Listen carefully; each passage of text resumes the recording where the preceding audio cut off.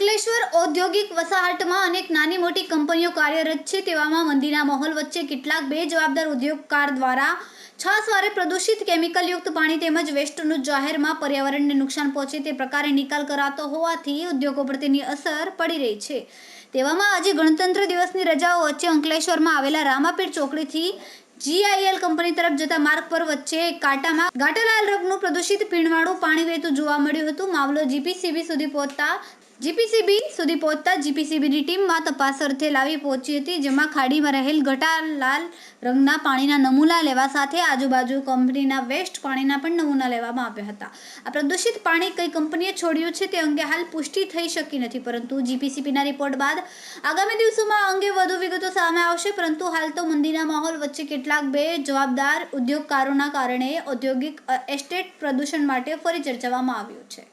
Reporter અવી Syed, Tehelka.